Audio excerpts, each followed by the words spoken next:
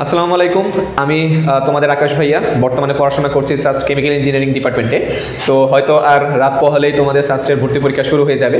তো এই লাস্ট মোমেন্টে তোমাদের জন্য কিছু কথা বলি, একটু শোনার চেষ্টা করো। আমি প্রত্যেকটা ভর্তি পরীক্ষার আগেই এই ভিডিওটা বানানোর চেষ্টা করি। আমি আমার সময় কী কী ভুল করেছিলাম এক্সাম হলে, বা কী কী ভুল করার কারণে প্যানিক করেছিলাম, বা কী ভুল না করার কারণে হচ্ছে আমি চান্স পেয়েছিলাম, এই যাবতীয় জিনিসগুলো তোমাদের সাথে শেয়ার করার জন্য ভিডিওটা আসলে মেনলি বানানো হয় আমার। তো এই ভিডিওতে তুমি কী শিখবা, আসলে শিখার তেমন কিছু নাই, তুমি জাস্ট কয়েকটা কথা মাথায় একটু ঢুকাই নিবা, ঠিক আছে? তাহলে হচ্ছে তোমার এক্সাম হলের ভিতরে আসলে কি করতে হবে কি করতে হবে না সেটা সম্পর্কে তোমার একটা আইডিয়া হয়ে যাবে, ঠিক আছে? জাস্ট এই আইডিয়াটার জন্যই আমি তোমার সামনে আসলাম। জাস্ট কয়েকটা মিনিট, বেশি সময় নষ্ট করবো না। আর আজকে এমনিও তোমার পড়া হবে না, আমি জানি। আজকে যতটা পারো তাড়াতাড়ি ঘুমিয়ে যাও। দেন হচ্ছে যে আগামীকাল যদি পরীক্ষার আগে রাতে ভিডিও দেখো তাহলে তো একদম দ্রুত ঘুমিয়ে যাও, খাওয়া দাওয়া করে আমার ভিডিওটা দেখে একদম ঘুমিয়ে যাও। আর যদি তার আগের দিন দেখো তাহলে হচ্ছে যে লাস্ট মোমেন্টে যেই ভিডিওটা আমি দিয়েছিলাম তার আগের ভিডিওতে সেই জিনিসগুলো একটু খেয়াল করার চেষ্টা করো এবং রিভিশন দেওয়ার চেষ্টা করো। তো চলো শুরু করা যাক। আমাদের এক্সাম হল স্ট্র্যাটেজিটা কী হবে? অনেকের কমন যে প্রশ্নগুলো থাকে সেটা হচ্ছে, ভাইয়া কোনটা আগে দাগাবো? আমাদের হচ্ছে সাস্টে কী কী আসবে ভাইয়া? সাস্টে আসবে ফিজিক্স, কেমিস্ট্রি, ম্যাথ, বায়োলজি অথবা ইংরেজি। আমি বারবার এক কথাই বলি, সেটা হচ্ছে বায়োলজি দাগাও, তাহলে তো হচ্ছে তুমি প্রত্যেকটা সাবজেক্টের জন্য এলিজিবল, মানে চয়েস লিস্টে দিতে পারবা। আর তাছাড়া তুমি হচ্ছে বায়োলজি এটা থেকে পড়তেছো, তার সঙ্গে সমস্যা হবে না। তো এই চারটার ভিতরে ভাইয়া ঢাবি ভর্তি পরীক্ষার ক্ষেত্রে যে ভুলটা করেছো তোমরা, যারা ফিজিক্স আগে দাগাইতে গেছো তারা মারা খাইছো, যারা ম্যাথ আগে দাগাইতে গেছো বা বায়োলজি দাগাইছো তারাও মারা খাইছো, ঠিক আছে? বিশেষ করে ফিজিক্স যারা দাগাইছো, আমি কিন্তু বারবার বলেছিলাম আগের রাতের যে ভিডিওতে, যে ঢাবিতে কিন্তু ভাইয়া ফিজিক্সটা কঠিন করবেই, মাস্ট, ঢাবিতে ফিজিক্সটা কঠিন হবেই। তো দেখো সেটাই কিন্তু হয়েছে, ঢাবির ফিজিক্সটা কিন্তু কঠিন হয়েছিল।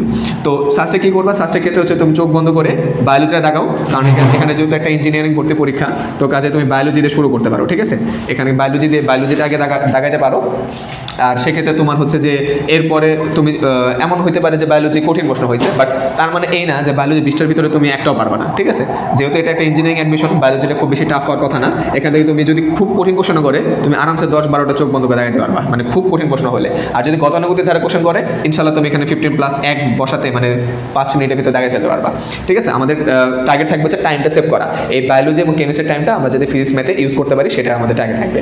তো তুমি বায়োলজি 1 নম্বরে দাগাবা, দেন দাগাবো হচ্ছে কেমিস্ট্রি থেকে আমি আগের ভিডিওতে বলেছি মোটামুটি 50% থিওরিটিক্যাল কোশ্চেন হবে, সেগুলো তুমি একদম ঠাস করে দাগাই ফেলবা। যেগুলো ম্যাথমেটিক্যাল থাকবে এগুলো একটু সময় নিয়ে করার পরে এখান থেকে যে টাইমগুলো বাঁচবে, এরপর তুমি ফিজিক্স ম্যাথ যে কোনো একটা যাইতে পারো, তোমার কাছে যেটা এক দেখাতে সহজ মনে হবে তুমি যে কোনো একটাতে যাও। ম্যাথটা লাস্টে করাই ভালো। ইঞ্জিনিয়ারিং অ্যাডমিশনের ক্ষেত্রে আমি যেই জিনিসটা অ্যাপ্লাই করি, সবসময় করেছিলাম, সেটা হচ্ছে ম্যাথটা একদম সবার লাস্টে করেছিলাম। আমার হাতে যখন সময় থাকতো আমি বায়োলজি কেমিস্ট্রি থেকে টাইমটা সেভ করছি, এরপরে গিয়ে দেখা যায় আমার পরীক্ষা লাস্টে 20 মিনিটস বা 30 মিনিটস আমি হচ্ছে ম্যাথ ধরতাম। তো তুমি এটা করতে পারো, 1 নম্বর বায়োলজি, 2 নম্বর কেমিস্ট্রি, 3 নম্বর হচ্ছে ফিজিক্স, দেন সবার লাস্ট হচ্ছে ম্যাথটা ধরতে পারো। আর এক দেখাতে যদি তোমার ম্যাথ সহজ লাগে তুমি ফিজিক্সের আগে রাখতে পারো, এটাতে কোনো সমস্যা নাই। এই হচ্ছে কোনটা আগে দাগাবো, আশা করি তুমি তোমার অ্যান্সার পেয়ে গেছো। এরপর আসো যে ভাইয়া ম্যাথে কী করবো, যেটা বললাম ম্যাথে হচ্ছে তুমি সবার লাস্টে দাগাও। ম্যাথটা টাফই হয় ইঞ্জিনিয়ারিং অ্যাডমিশনে, বিশেষ করে সাস্টে ম্যাথটা একটু ক্রিটিক্যাল করার চেষ্টা করে। তো জানি না আসলে এবার ভর্তি পরীক্ষা কী করবে, কারণ বিগত কয়েক বছর ডাটা কিন্তু আমাদের হাতে নাই। তো সেই হিসেবে আমার যেটা তোমার প্রতি গাইডলাইন থাকবে সেটা হচ্ছে তুমি ম্যাথের কোশ্চেনটা একবার দেখবা, চোখ বলাবা। যদি তোমার কাছে মনে হয় যে না তুমি পারবা, তাহলে তুমি 2 নম্বর বা 3 নম্বর দাগাতে পারো।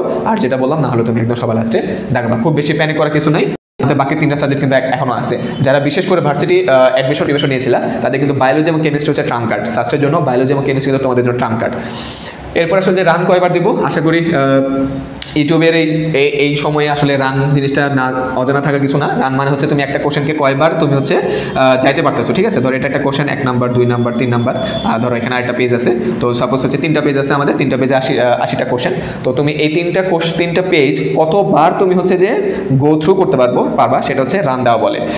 আমার পার্সোনাল ওপিনিয়নটা কি ভাইয়া, মিনিমাম 2 দিলে ভালো, মানে 2বার দিতে হবে মাস্ট, 3বার দিলে ভালো, ঠিক আছে? মিনিমাম তোমাকে 2বার দিতে হবে। কি করবা, প্রথমবার তুমি যখন 1 থেকে শুরু করলা, সেটা তুমি বায়োলজি ধরো, কেমিস্ট্রি ধরো, ম্যাথ ধরো, ফিজিক্স যেটা ধরো, তুমি যখন 1 থেকে শুরু করবা 20 পর্যন্ত তুমি যখন আসবা, একটা না যেগুলো তোমার থিওরিটিক্যাল কোশ্চেন আছে, মানে এক দেখাতে তুমি জ্ঞানমূলক কোশ্চেন, তোমার হচ্ছে বলের মাত্রা কত, সাপোজ ত্বরণের একক কি, ঠিক আছে? তারপর হচ্ছে আমাদের পিপিএম, বিওডি এর মান কত, পানির বিওডি কত, পানি পিএইচ কত, ঠিক আছে? এই ধরনের এক দেখাতে যে থাকবে সেগুলো হচ্ছে তুমি দেখাবা। এটা হচ্ছে ফার্স্ট রানের কাজ। এবার যখন তুমি 3টা পেজ গো থ্রু করবা, তোমার মোটামুটি 80টার ভিতরে অ্যাটলিস্ট 30 থেকে 40% হয়ে যাওয়ার কথা, ঠিক আছে? 30 থেকে 40% হয়ে যাওয়ার কথা।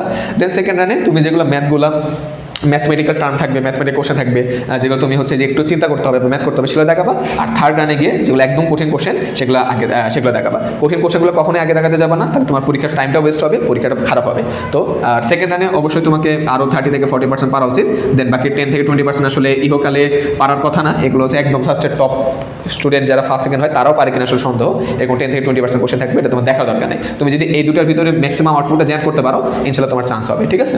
এরপর আস্তে আস্তে হচ্ছে ভাই কটা দেখাবো, যেটা আমি আগের ভিডিওতে বলেছি, যেহেতু আমাদের হাতে ডাটাটা নাই, আগেকার বছরের ডাটাগুলো নাই, সেহেতু আমরা আসলে একদম অ্যাকুরেটলি আসলে বলাটা খুব টাফ। তারপরও আমার যতটুকু ধারণা সেটা হচ্ছে যে তোমার 80 মার্কের ভিতরে অ্যাটলিস্ট 45 থেকে 50%-এর একটা রাখবা, টার্গেট রাখবা। কারণ তুমি যত ভালো বেশি টার্গেট রাখবা, তাহলে হচ্ছে তোমার মোটামুটি কম হলেও হয়ে যাবে। আর আমরা একটা কথা সবসময় শুনি যে সাস্টে মোটামুটি 50% নাম্বার পেলে হয়ে যায়, বাট এবার আসলে কী হবে সেটা আমি বলতে পারতেছি না, কারণ হচ্ছে আমাদের বিগত ডাটাগুলো নাই। তারপর আমার যতটুকু ধারণা 45 থেকে 50+ পাইলে ইনশাল্লাহ তুমি চান্স পাবা। আর যদি ভালো সাবজেক্ট চাও, CSC, Tripoli, chemical engineering, IP, সেক্ষেত্রে তোমাকে 55 থেকে 60-এর মতো একটা মার্ক লাগবে। এটা আমার ধারণা, আমি আবার বলতেছি এটা কিন্তু আমার ধারণা। অনেকে তোমরা কমেন্টে এসে মানে গালিগালাজ করো, বাজে কথা বলো যে ভাই আপনি বললেন এটা হয় না, এটা হয় নাই। ভাই আমরা তো ভবিষ্যৎ জানি না, আমরা জাস্ট প্রেডিকশন করতে পারি, বিগত সালের ডাটাগুলো দেখে প্রেডিকশন করতে পারি। আর মোস্ট ইম্পর্টেন্ট তোমাদের একটু মানসিক মেন্টাল সাপোর্ট দিতে পারি, এটাই জাস্ট। আমার কৃষি ভর্তি পরীক্ষার কোনো একটা ভিডিও ছিল আমার চ্যানেলে পাবা, সেখানে আমার প্রেডিকশনটা কাজে লাগে নাই। এখন আমি কি মানে জাস্ট প্রেডিকশনটা দেওয়ার জন্য দিয়েছি না, আমি অনেক কিছু ডাটা গবেষণা করে তারপর দিয়েছি। আর মোস্ট ইম্পর্টেন্ট যেটা সেটা হচ্ছে তোমাদের মেন্টাল একটা সাপোর্ট দেওয়ার জন্য, তোমরা যাতে পরীক্ষা দিয়ে আসার পর প্যানিক না করো, তোমাদের একটা সামান্য মেন্টাল সাপোর্ট দেওয়ার জন্য ভিডিওগুলো বানাই, বা যারা কাটমার্কে ভিডিওগুলো বানাই। কেউ কিন্তু আমরা ভবিষ্যৎ জানি না, কী হবে ওই বছর কী হবে সেটা কিন্তু আমরা কেউ জানি না। তো কাজে কমেন্ট আসলে এগুলো না বলে তুমি যতটুকু ভিডিওতে বলতেছি সেটা একটু শোনার চেষ্টা করো, মেন্টাল সাপোর্টটা নাও, ভাইয়াদের থেকে মেন্টাল সাপোর্টটা নাও। তো এই তো মোটামুটি হচ্ছে যে আমাদের কয়টা দাগাবা আশা করে বুঝতে পারছি।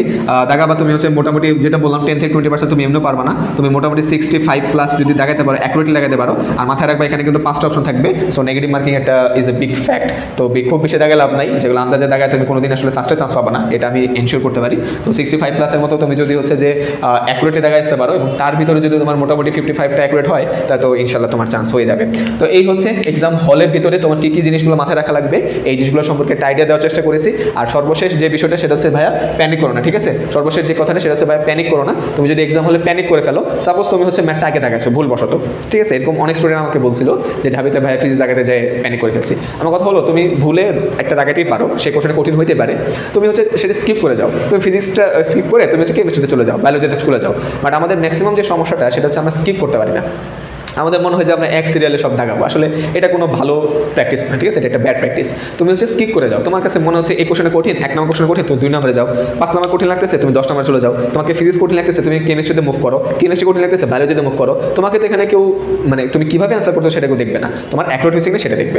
সো কাজেই একটা পেপার খারাপ হতে পারে বা তোমার মনে না আসতে পারে, ওই মুহূর্তে তুমি হচ্ছে স্কিপ করে যাও। ওটা নিয়ে যত বসে থাকবা, প্রত্যেকটা সেকেন্ড কিন্তু ইম্পর্টেন্ট। তুমি ওই কোশ্চেনের পিছনে 1 সেকেন্ড দাও মানে তোমার আরেকটা কোশ্চেনে সহজ কোশ্চেন তুমি 1 সেকেন্ড কম পাচ্ছ, এই জিনিসটা মাথায় রেখো।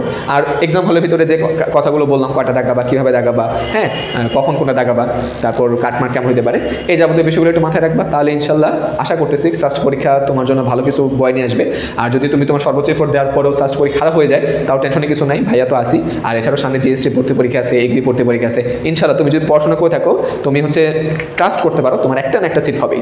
আমরা ম্যাক্সিমাম যে জিনিসটা ভাবি যে আল্লাহ আমার মনে চান্স হবে না, আমার সিট হবে না, মানে একটা সিটও পাবো না, ভাই এটা না। তুমি যদি পড়াশোনা মোটামুটি পড়াশোনা করে থাকো, তুমি ইনশাল্লাহ একটা সিট পাবা, কোথাও না কোথাও পাবা, কৃষি হোক, জিএসটি হোক, সাস্ট হোক, রাবি হোক, কোথাও না কোথাও তোমার ইনশাল্লাহ একটা সিট হবেই।